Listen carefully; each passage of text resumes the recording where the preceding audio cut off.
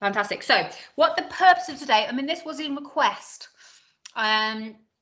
just to kind of do a bit of a quick overview recap of some of the politics stuff that we did way back in September last year. So this is in the files folder. So what I suggest perhaps that you do, you might want to just jot a couple of points down if you've got some paper. I'm going to just talk through it, and then what I suggest you do is perhaps print this off and then add your own annotations onto it. Okay, so theme 1, politics. I've separated out politics and economics. The types of things they're going to ask you about with politics is very much change and continuity. They're the kind of dominant themes that come out with politics. And there's also a very clear break between the pre-Second World War era and the post-Second World War era. So I've broken it down like that as well. So when it comes to change and continuity, there are other kind of aspects within that. There's obviously the change with the parties themselves. And if we just have a look at kind of this period 1918 to, well, it's going up to 1939, I suppose, the outbreak of the Second World War. You'd probably, you'd look at this and say, well, there is quite a lot of change. What I've tried to do is that first section up to 1922, we've got the coalition.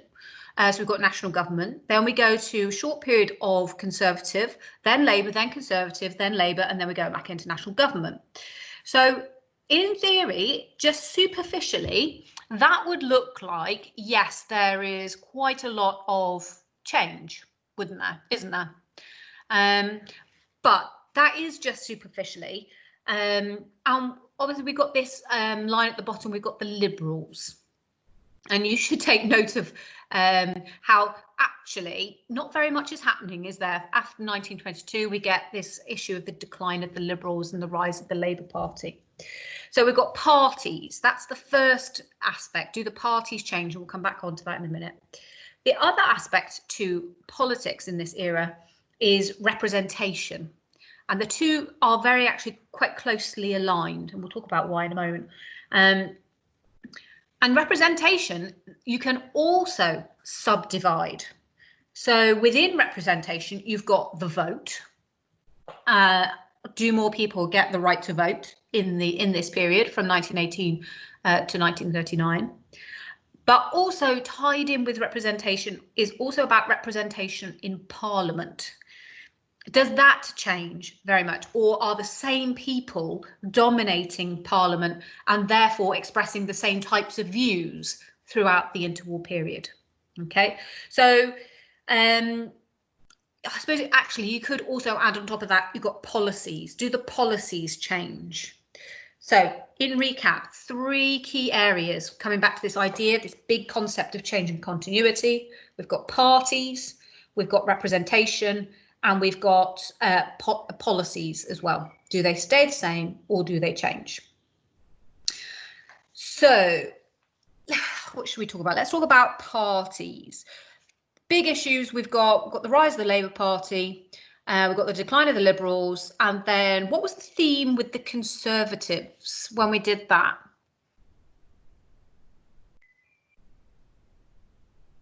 Wasn't there very little change? Yes, because what are the Conservatives throughout this period? We've got rise of Labour, decline of Liberals. What's happening with the Conservatives? There's little change. But if you think back to when we did this, we talked about actually they're quite dominant because although we've only got these 2 blocks of blue, they're there, you could say, this first period of the national government from 1918 to 1922, they're there in that coalition. Then we get Stanley Baldwin, and then we've got this quite a long period, 1924 to 1929, when they're back in office.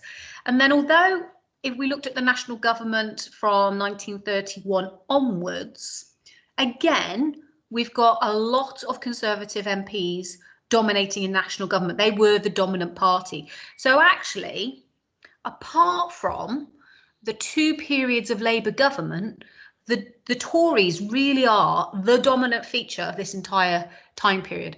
And even if we look at the Liberals, although in the coalition government from 1918 to 1922, you've got a coalition government being led by Lloyd George, it really is a Lloyd George Parliament or Lloyd George government, and he is leading Tory MPs. They are the dominant ones, even in the coalition there, and they are propping up Lloyd George, which is why in 1922, when they decide to break from the coalition, they're the ones that go into government. It's not the Liberals in 1922. So is there much change? I mean, also, if you think about the two Labour governments that we have in 24, 29, stretch your mind back to September, what have they got in common?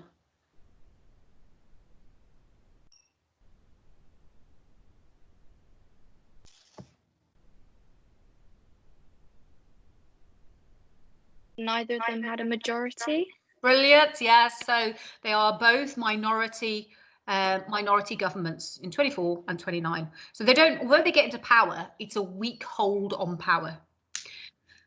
Why there are, so we've only really got two main parties throughout this whole time period, and then we've got Conservative dominance.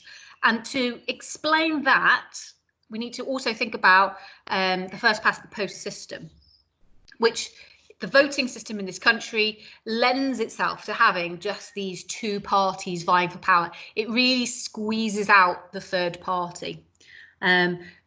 Labour, Liberals, you would describe those probably as the progressive party in terms of, you know, socially progressive, more focused on social reform, more willing to oversee change in the country. So what you're going to find, and this is kind of crossing over into representation, is that the progressive vote is being split between the Labour and the Liberals, which is another reason why we're getting this dominance of the Conservatives in this time period. So that's the parties. If we think about representation, I've put it on there 3 times because all the parties are going to be affected by the Representation of the People Act 1918. Biggest beneficiary is clearly going to be the Labour Party because it's working class men who are getting the vote primarily. So the electorate has been quadrupled. So they are the big beneficiaries. Women over the age of 30, some of them are getting the vote for the first time. And actually, I was reading something a couple of weeks ago about at the time in 1918, they really didn't want to give all women the vote for a couple of reasons. The Conservatives were more willing to allow female suffrage over the age of 30. So that was their compromise because they knew that women over the age of 30 were probably more likely to vote Conservative. But we have to think about the context of the time. This is 1918. We've just had the First World War. Women vastly outnumbered men in 1918. So it would have been a really revolutionary change in politics if they suddenly enfranchised all women over the age of 21, because they would have swamped all votes, all the votes of the men, and that for all of them was just a step too far. Then we get the Equal Franchise Bill 1928. So that's the one that's going to make it equal between men and women. And again, the government is very reluctant to do this. Stanley Baldwin, who is Prime Minister at the time, the women's suffrage movement again has to start petitioning. It starts to have to campaign against Stanley Baldwin because he's very reluctant to pass this equal franchise. So although women have equal franchise in 1928, if we look at about representation in Parliament, working class representation is going to go up because lots of the Labour MPs have come from the trade union movement, so they are working class. But for women, it's not particularly a positive picture. 1922, there are 5 women in Parliament. It goes up to 15 in 1931, but then it drops back down to only 9 in 1935. Someone remind me, who is the first Labour, oh no, she's not Labour, who is the first MP to actually take her seat in the House of Commons? Nancy Astor. Thank you. And I read a really good quote from Nancy. She faced a lot of opposition, and one of the people that particularly opposed her was Winston Churchill. Now, the Astors and the Churchills, you know, they were big families in Britain. They knew each other. They were kind of family friends.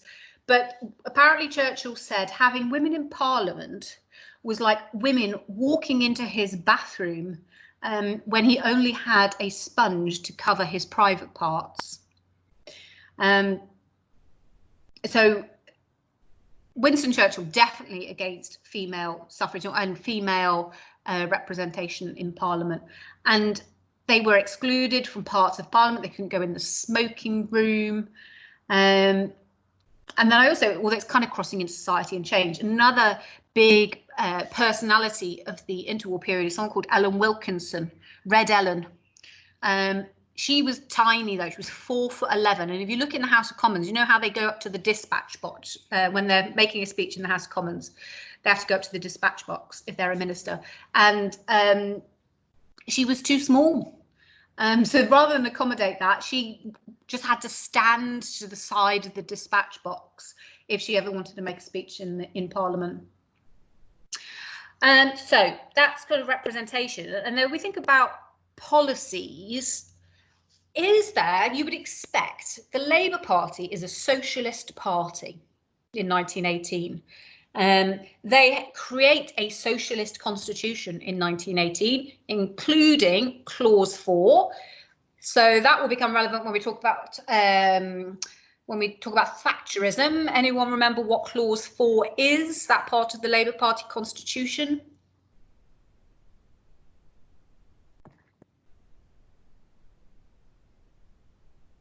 If you can't remember, you might just have to say no to speed things up. Is it when they started to become a bit less socialist or industrialist? That's how we cover it when we talk about Thatcherism, because they abandon Clause 4 when they start to modernise the Labour Party in response to Thatcher. But what is Clause 4? Is it nationalisation? Yes, good. Yeah, it's commitment to nationalisation. So that's there in 1918, and it will eventually be got rid of when we get to New Labour in the post-Thatcher era.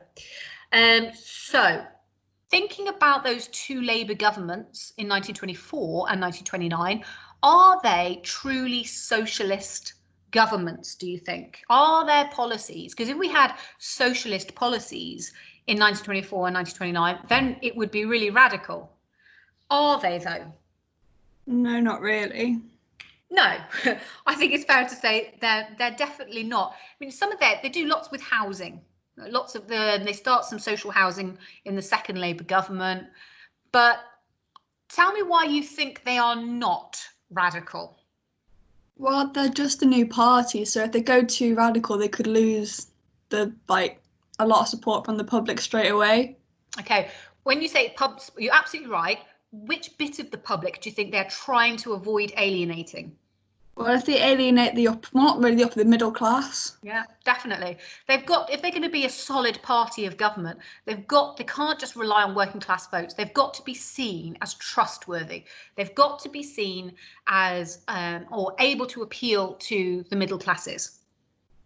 So you could say it's a bit of a canny move on their part to not be too radical, so that the middle class are therefore willing to trust them and vote for them. And I would particularly put it on the second Labour government, a very good example of how they are not socialist. When we go into the Great Depression, they are divided. The party is divided between those who want to balance the books and do cuts to things like unemployment benefit.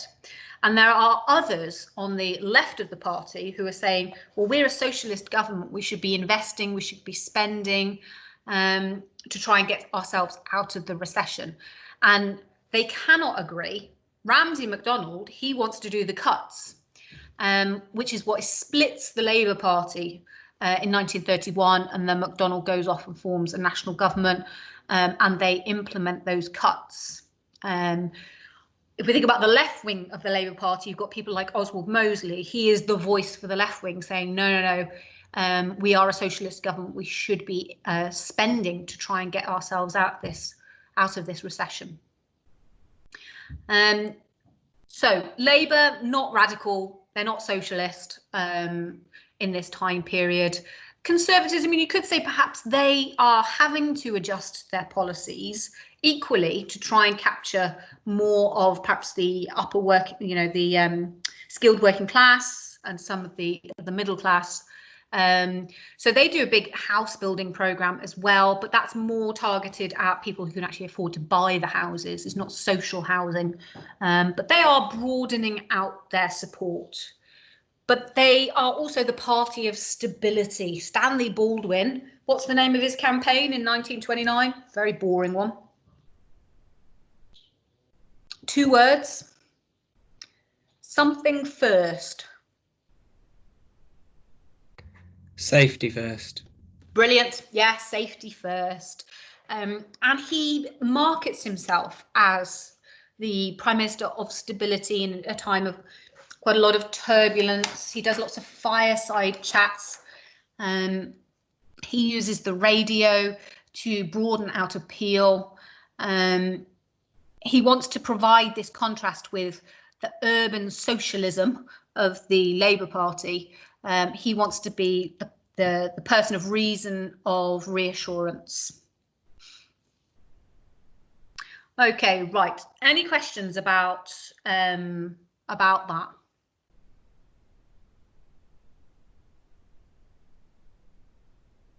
So if you're going to say, if you're going to plump on one side, in this time period then, do you think it's primarily change or is it continuity?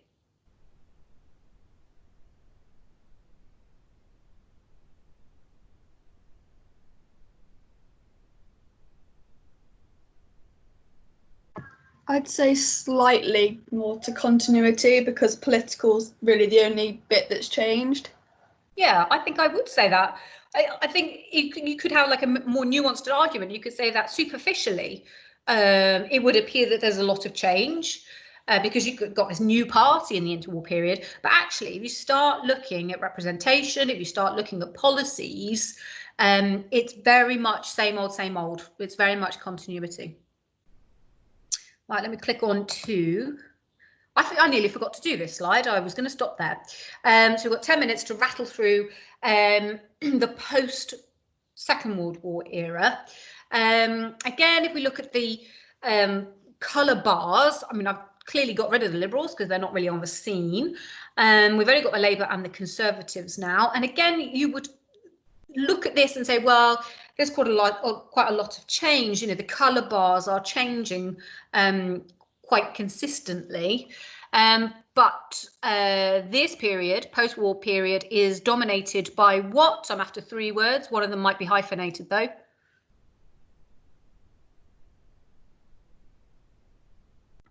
Post-war consensus. Yes, that's what I was after. Good.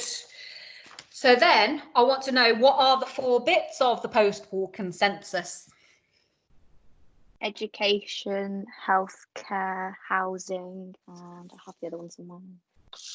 Well, you could lump all those ones that you've just mentioned, you could actually lump them all together into commitment to welfare. Yeah. So that could be 1. I need 3 more. They're all kind of more economic-y ones, next ones. The welfare state. Well, that's commitment to full employment. Right, yes, thank you. Commitment to full employment. And behind that is Keynesian economics. So we've got full employment, commitment to welfare. We need 2 more. A mixed economy. Good. Are they going to cooperate with anyone? Trade unions. Thank you. Right, so 4 bits of the post-war consensus are commitment to welfare, mixed economy, which means a mixture of private industry and nationalised industry, cooperation with trade unions, and a commitment to full employment. So the kind of questions that they would ask about this are very much, you know, it could be why there was a post-war consensus. We'll talk about that in a second.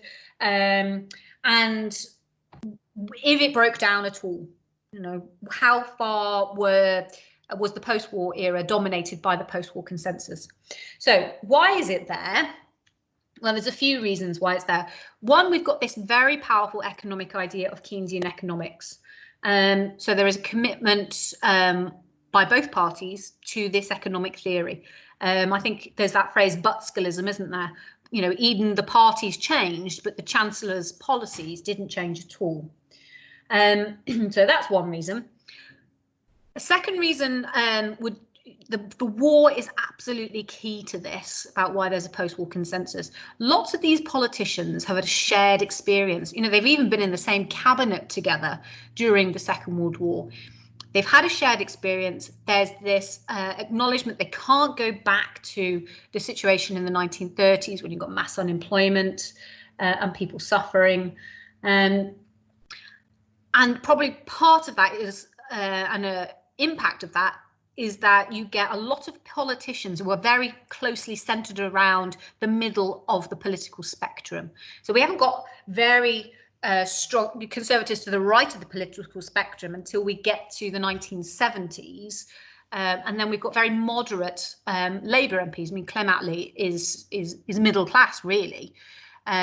Wilson, I think, is kind of grammar school educated or something like that. Heath is also grammar school educated. So they are to the centre of the political spectrum. Also, the war has had an impact in that it's changed the relationship between government, parliament and the people. There's been massive intervention in the economy, in welfare during the Second World War. So it kind of changes people's expectations of what the government and what the relationship is between the government and the people. And once you open the door to that in the Second World War, it allows it to continue in the post-war era. So then the issue is, well, how closely do they stick to this? And when we talked about it, oh God, it probably would have been in October. No, it wouldn't. It would have been after half term, wouldn't it? It's very much quite solidly in place until we get to the 1970s, when we get issues of rising inflation.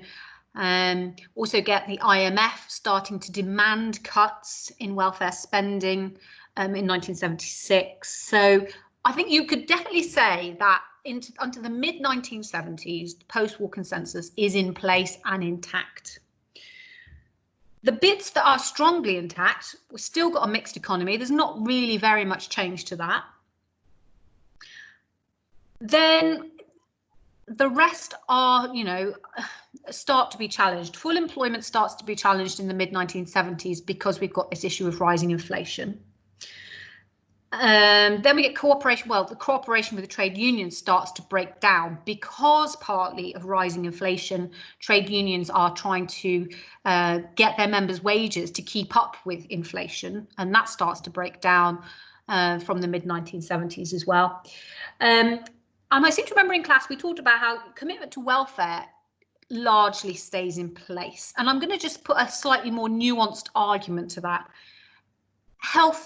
The health service, I think, as a concept, is very strongly in place still in 1979. I know we've got like prescription charges and dental services, and I'm thinking spectacles they have to start paying for, but that's quite small changes. The concept of free at the point of delivery is still there by the late 1970s. I mean, it's still there now.